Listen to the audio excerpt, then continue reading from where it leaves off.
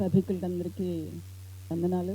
అలాగే వేదికను అలంకరించినటువంటి ఈ సభకు అధ్యక్షత వహించినటువంటి కోటేశ్వరరావు గారికి, తర్వాత మహిళా ఉద్యమకారులు NFIW ప్రధాన కార్యదర్శి డాక్టర్ రజనీ గారికి, ఇక్కడ CPI పార్టీ ప్రధానమైనటువంటి నాయకురాలు, రాష్ట్ర కమిటీలో కూడా నేషనల్ కమిటీలో కూడా సభ్యురాలు వనజ గారికి, దుర్గా భవానీ గారికి, కల్పన గారికి అందరికీ కూడా నా వందనాలు.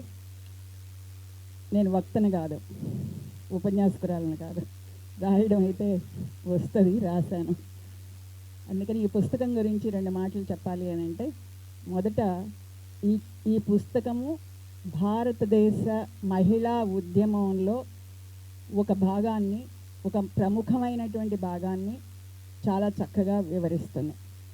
అందులో జాతీయ మహిళా సమాఖ్య, నేషనల్ ఫెడరేషన్ ఆఫ్ ఉమెన్ అనేది ఏదైతే ఉందో, భారత జాతీయ మహిళా సమాఖ్య NFIW అని మనం అంటుంటాము.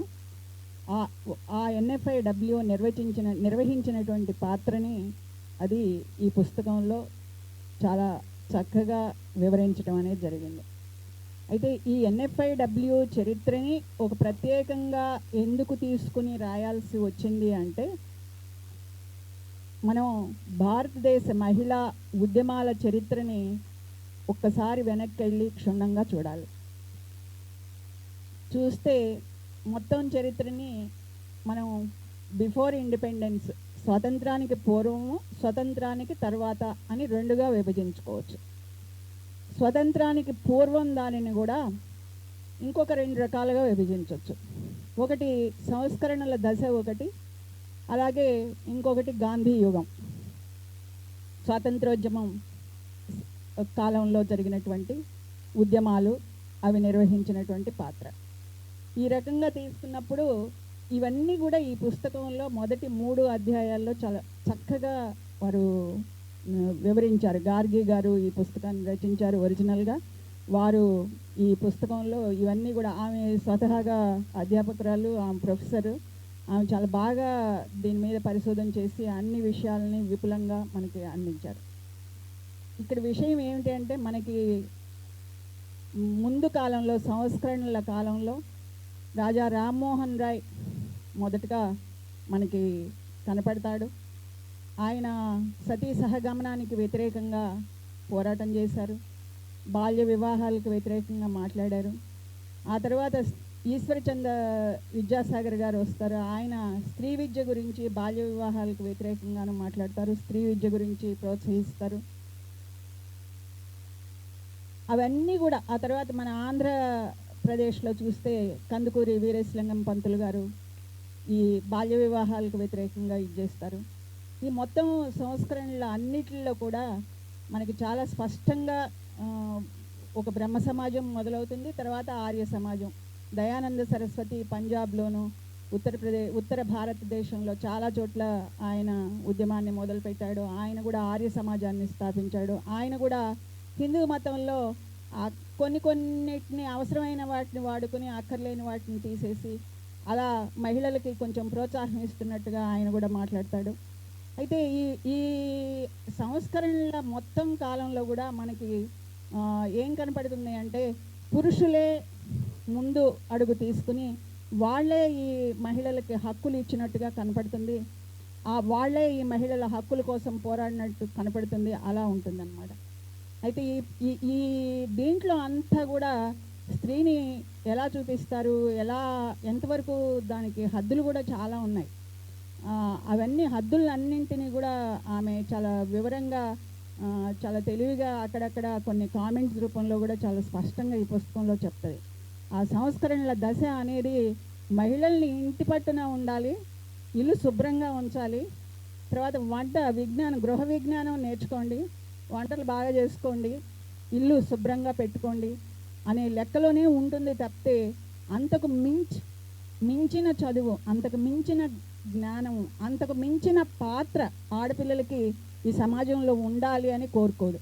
అంటే పితృస్వామిక వ్యవస్థలో స్త్రీలు ఇంటి పట్టునే ఉండాలి, భర్త కొడుకు, తండ్రి వీరి అధిపాజ్ఞల్లోనే తిరుగుతూ ఉండాలి. ఆ అధిపాజ్ఞల్లోనే అన్ని పనుల్ని సక్రమంగా నిర్వర్తిస్తూ ఉండాలి, అణుకువగా ఉండాలి అని చెప్తూ ఉంటుంది. సో దానికి భిన్నంగా ఏమీ లేదు. కాకపోతే వాళ్ళు చెప్పింది ఆడపిల్లలకి చిన్నపిల్లలకి పెళ్ళిళ్ళు చేయొద్దు. ఎందుకంటే ఆ రోజుల్లో ముసలి వాళ్ళకి ఇచ్చి చిన్నపిల్లల్ని పెళ్ళిళ్ళు చేసేవాళ్ళు, చిన్నపిల్లలు మళ్ళీ వితంతువులు అయిపోయేవాళ్ళు. సో ఇదంతా కన్యాశుల్కం కూడా అలాగే ముసలి వాళ్ళు కొంచెం డబ్బులు ఇచ్చి పేదవాళ్ళలో ఆడపిల్లల్ని కొనుక్కుని వెళ్ళి పెళ్ళిళ్ళు చేసుకోవడం అనేది ఇదంతా ఒక పెద్ద దురాచారంగా, అది దానివల్ల చాలా నష్టాలు కూడా సమాజానికి చేకూరడము, ఇవన్నిటిని కలిపి స్వతంత్రోద్యమలో ఒక భాగంగా ఈ సంస్కరణలు వస్తే బాగుంటుంది ఆడవాళ్ళకి అనే ధోరణి అంతవరకే. అంటే చాలా పరిమితులు, సరిహద్దులు, చాలా గీతలు దీంట్లో ఉన్నాయన్నమాట. ఆ పరిధుల్లో మాత్రమే మహిళల్ని విముక్తి చేయాలి అనే ధోరణి ఆనాటి సంస్కరణవాదులకు ఉంది. ఆ తర్వాత అది చాలా స్పష్టంగా ఆమె ఈ పుస్తకంలో చెప్తారు. ఆ తర్వాత గాంధీ యుగం మొదలైంది. గాంధీ యుగానికి ముందు దానికి తేడా ఏంటంటే, గాంధీ మహిళల్ని ఒక పౌరులుగా చూశాడు, సిటిజన్స్ లాగా చూశాడు. పరదా వద్దు అన్నాడు, ఇళ్లలో నుంచి బయటికి రమ్మని పిలిచాడు. తర్వాత రాజకీయ ఉద్యమం, బ్రిటిష్ వాళ్ళతోటి పోరాడేటువంటి ఒక రాజకీయ నిర్మాణంలో భాగస్థులు కండి అని చెప్పి ఆహ్వానించాడు అనేది ఆమె చాలా స్పష్టంగా చెప్తుంది.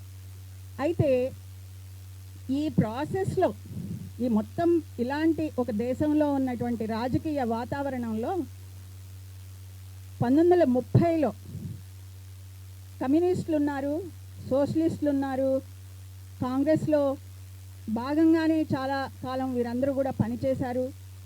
ఆ తర్వాత వివిధ నిర్మాణాలను చేపట్టారు, వివిధ భావాలు కలిగిన వాళ్ళలాగా. 1930లో మనకి విద్యార్థి ఏఎస్ఎఫ్ అనే విద్యార్థి సంఘం వస్తుంది. అది ఆవిర్భవించిన తరువాత అందులో భాగంగా చాలామంది ఒక ఆడపిల్లల్ని ప్రత్యేకమైనటువంటి సంఘాలుగా మనం ఏర్పాటు చేయాలి అని చెప్పి విద్యార్థి సంఘాలను ఏర్పాటు చేశారు. అయితే అసలు ఆడపిల్లల్ని విద్యార్థి సంఘాల్లాగా చేయాలా, అసలు ఆడపిల్లలకి విడిగా సంఘాల్లాగా చేయాలా, వద్దు అనేది కూడా ఆనాటి కమ్యూనిస్ట్ పార్టీలో కూడా చాలా రకాలైనటువంటి వాదనలు, వ్యవహారాలు నడిచాయి. అప్పుడు మనకి మనం రోజు వినే చాలా సుపరిచితమైనటువంటి నాయకుడు మనకి చంద్ర రాజేశ్వరరావు గారు, తర్వాత బీటీ రణదివే లాంటి వాళ్ళు ఇలా చేయడానికి వీల్లేదు, ఆడపిల్లలకి ఒక ప్రత్యేకమైనటువంటి సంఘం కూడా ఉండాలి, మనకి మహిళా సంఘాలు అవసరము, వాళ్ళ హక్కుల్ని పోరాడేటువంటి ఒక వేదికలు ప్రత్యేకంగా ఉండాలి అని వాళ్ళు ఒక పత్రాలు కూడా రాశారు. అప్పట్లో ఆడపిల్లలకి ఏం కావాలి అనే దాని మీద రాజ్యాంగంలో కొన్ని మనం అనుకుంటాం, అంబేద్కర్ ప్రత్యేకంగా పేర్కొంటాడు కొన్ని చోట్ల. అలాంటి దాన్ని బీటీ రణదివే కూడా ఆడపిల్లలకి గ్రామాల్లో ఉన్నటువంటి వాళ్ళకి ప్రత్యేక మరుగుదొడ్లు ఉండాలి, స్నానాల గదులు ఉండాలి అని చెప్పి మాట్లాడతాడు. ఆ రోజుల్లో దాన్ని వెగతాలు చేశారు, లెట్రిన్ ఉద్యమం అని చెప్పి చాలా నవ్వులాటగా కార్మిక సంఘాల్లో ఉన్న నాయకులు కూడా కామెంట్ చేసేవాళ్ళు. అంటే అవగాహన లేనితనము అనేది అన్ని రకాలైనటువంటి రాజకీయ నాయకుల్లో కూడా ఉండింది. మహిళల హక్కుల పట్ల ఒక సరైనటువంటి సమగ్రమైనటువంటి ఆలోచన విధానం కొరవడింది అనేది కూడా మనకి ఈ విషయం అన్నీ కూడా ఆవిడ వివరించిన తీరు చదువుతుంటే కూడా మనకి చాలా స్పష్టంగా అర్థమవుతూ ఉంటుంది. అలాగే అలాంటి పరిస్థితుల్లో మరి ఏ నాయకులైతే ప్రత్యేకమైన పత్రాన్ని ప్రవేశపెట్టి ఆమోదింపచేసి వ్యవహారం చేశారో అప్పుడు ఒక ప్రత్యేక సంఘాలు ఏర్పడినాయి. ఆ ప్రత్యేక సంఘాలు ఏర్పడిన దశలోనే 1930లో మొట్టమొదట క్షత్రియ సంఘం, ఆడపిల్లల సంఘం అనేది ఏర్పాటైంది. ఈ ఆడపిల్లల సంఘం ఏర్పాటైన కొద్ది రోజులకే మన రెండవ ప్రపంచ యుద్ధం వచ్చింది. రెండవ ప్రపంచ యుద్ధం వచ్చాక మళ్ళీ చాలా కొంచెం ముందుగానే మహిళా సంఘాలు అక్కడక్కడ రూపుదిద్దుకుంటున్నాయి. 1905లో స్వదేశీ ఉద్యమం మొదలైంది. ఆ స్వదేశీ ఉద్యమం అనేది బెంగాల్ విభజన కారణంగా తయారైంది. బెంగాల్ విభజన అంటే పశ్చిమ బెంగాల్ని తూర్పు బెంగాల్ని విడగొట్టారు. బంగ్లాదేశ్ అటువైపుకు వెళ్ళిన బెంగాల్ని ఇటువైపు ఉన్న ఇప్పుడు మనం చూసేటువంటి కలకత్తాని వీటన్నిటిని విడదీశారు. విడదీసినప్పుడు చాలామంది వ్యతిరేకించారు. ఆ వ్యతిరేకించిన సందర్భంలో ఒక స్వదేశీ ఉద్యమం అనేది వచ్చింది.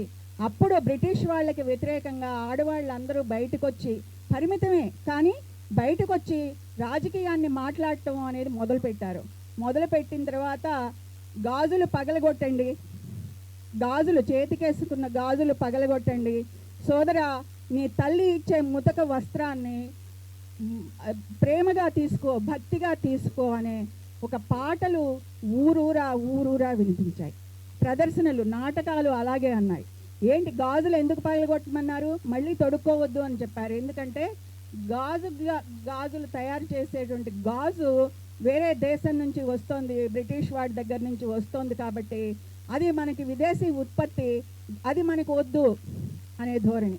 అలాగే మనం ఈ విదేశీ వస్త్రాలని వదిలేసేయాలి, ఈ విదేశీ వస్త్రాలను వదిలేసి మన అమ్మలు తయారు చేసినటువంటి ఆ చిన్న ముతక వస్త్రాన్నైనా సరే మనం ధరించాలి. కాబట్టి పురుషుల్ని కూడా ఉద్దేశిస్తూ ఈ రకంగా అయినటువంటి ఒక పెద్ద ఉద్యమం, స్వదేశీ ఉద్యమంలో మహిళలు ఒక పాత్ర నిర్వహించి వ్యవహారం చేశారు.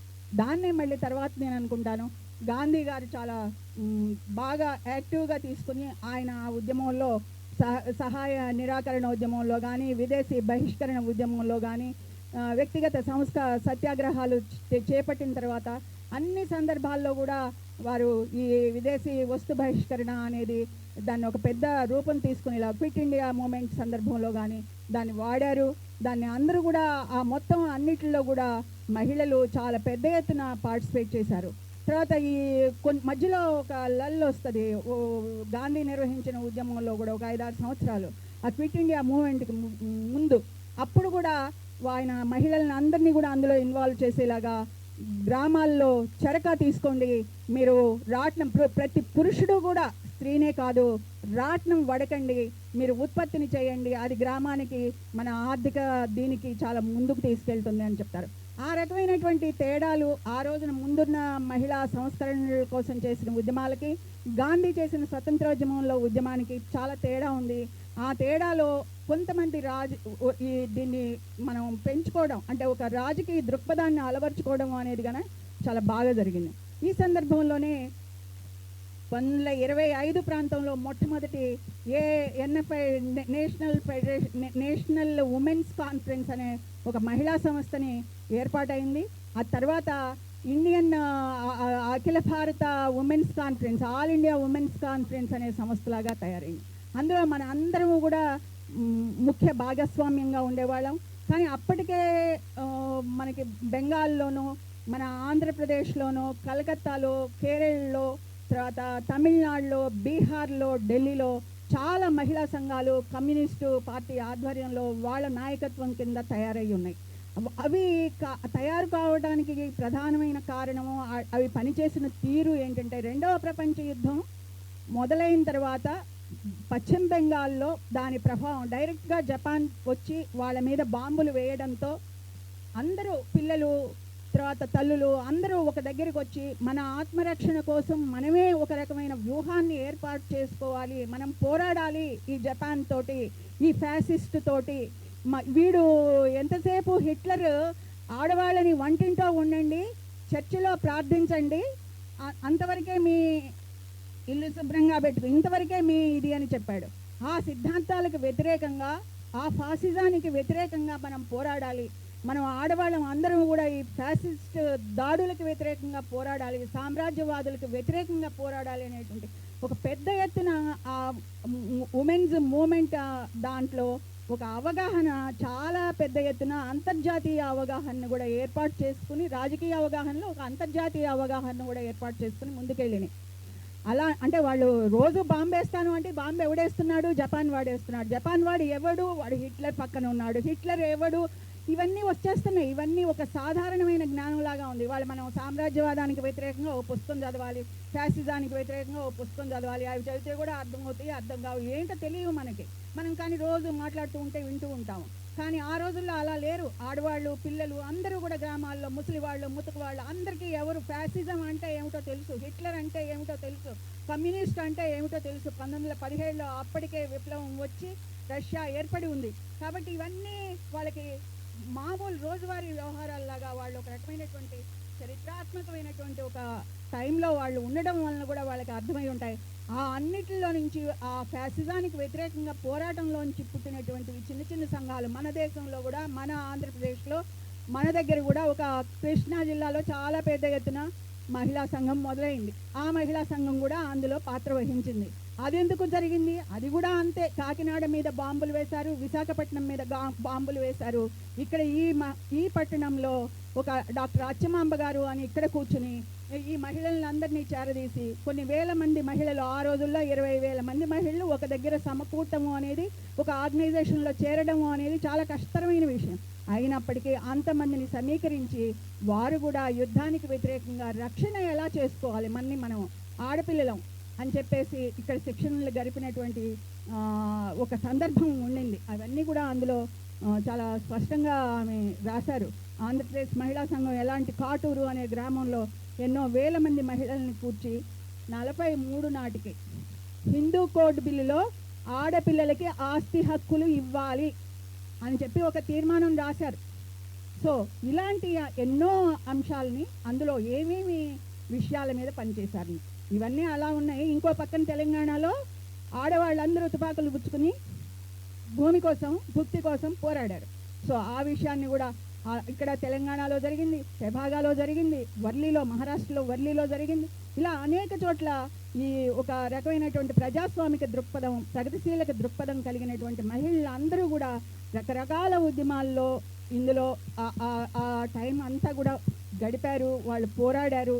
ఎన్నో హక్కులు ఇవాళ మనం అనుభవిస్తున్నటువంటి వాటికి వాళ్ళు ఒక పునాది వేశారు. ఈ పునాది వేసే భాగంలో ఇలాంటి ఏ సంస్థలు అయితే కలిశాయో ఆ సంస్థలు అన్నీ కలిసి ఒక సందర్భంలో మన ఎన్ఎఫ్ఐడబ్ల్యూని ఏర్పాటు చేసుకోవాలనే నిర్ణయానికి వచ్చారు. ఆ నిర్ణయానికి రావడం వెనకాల ఒక కారణం, ప్రధానమైన కారణం ఏమంటే ఏఐడబ్ల్యూసి ఏదైతే ఉందో ఆ ఏఐడబ్ల్యూసి బాగా రాచరిక కుటుంబాల్లో ఉన్న మహిళలకి, ఉన్నత వర్గాల్లో ఉన్న మహిళలకి, వాళ్ళకి మాత్రమే జాగా ఇవ్వాలి అనే రోజుల్లాగా ఉండేవి. ఆ రోజుల్లో సభ్యత్వం 3 రూపాయలు పెట్టారు. వీటన్నిటినీ మార్చాలి, సంస్థాగత నిర్మాణాన్ని మార్చాలి. కార్మిక మహిళలకి, వ్యవసాయంలో పనిచేసేటువంటి కూలి మహిళలకి, తర్వాత మామూలు సాధారణమైనటువంటి మధ్యతరగతి మహిళలకి అందరికీ కూడా అందులో స్థానం కల్పించాలి అని ఈ మహిళలందరూ కూడా, ఈ వివిధ సంస్థల్లో పనిచేస్తున్నటువంటి మహిళలందరూ పోరాడారు. పోరాడితే దానికి వాళ్ళు ఒప్పుకోలేదు. ఒప్పుకోకుండా ఆ పరిస్థితుల్లో మనం విడిపోయి వేరే సంస్థ పెట్టుకోవాలి అనే దిశలో వీళ్ళు కొత్త వేదిక కోసం ఎదురు చూస్తున్నారు. అలాంటి సందర్భంలోనే 1945లో ప్యారిస్లో ఒక అంతర్జాతీయ ఫెడరేషన్ అనేది మహిళా సమాఖ్య, ప్రపంచం వ్యాప్తంగా ఉన్నటువంటి 35 దేశాల వాళ్ళు కలిసి ఒక సంఘం లాగా ఏర్పడి యుద్ధాలతోటి దెబ్బతిన్న మహిళలు అందరూ ఒక దగ్గర చేరి ఆ సంస్థను పెట్టారు. ఆ రోజున అది women's democratic federation of international women's democratic federation, WDIF, అదే ఉమెన్స్ డెమోక్రటిక్ ఇంటర్నేషనల్. ఒక్క 2 నిమిషాలు దీంతో ముగిస్తాం. ఆ ఫెడరేషన్ అనేది ఒకటి ఏర్పాటు చేసుకున్నారు. అందులో వాళ్ళు కూడా ఏమని చెప్పారు అంటే, మనము ఏఐడబ్ల్యూసి వీళ్ళందరికీ కూడా అనుబంధాన్ని చేయండి అని చెప్పేసి వాళ్ళు ఒక ఆహ్వాన పత్రాన్ని పంపించారు. కానీ సరోజినీ నాయుడు ఆ రోజున దీంట్లో ఉన్నారు, నాయకత్వంలో ఉన్నారు, రిఫ్యూజ్ చేశారు. రిఫ్యూజ్ చేసినా కానీ అందరూ చుట్టూ ఉన్న వాళ్ళు ఎవరూ కూడా దాన్ని ఆమోదించలేదు. ఆమోదించకుండా దానికోసం ఆలోచన చేస్తూనే ఉన్నారు. మళ్ళీ తర్వాత 50 కోపెన్ హ్యాగన్లో ఎక్కడో సమావేశం జరపాలి, ఆ ప్రపంచ సదస్సు జరపాలి, దానికి మీరు అందరూ రావాలి అని చెప్పేసి ఈ ఆహ్వానాన్ని విడిగా ఇండివిజువల్స్గా ప్రగతిశీలకంగా ఆలోచించే వాళ్ళు కూడా రండి అని చెప్పి ఆహ్వానాన్ని పంపించారు. ఆ ఆహ్వానాన్ని రేణు చౌదరి అని మన ఎంపీ గారికి ఇచ్చి పంపించారు. ఈ మన పుస్తకం రాసిన గార్గి రేణు చక్రవర్తి గారికి కోడలే అవుతుంది.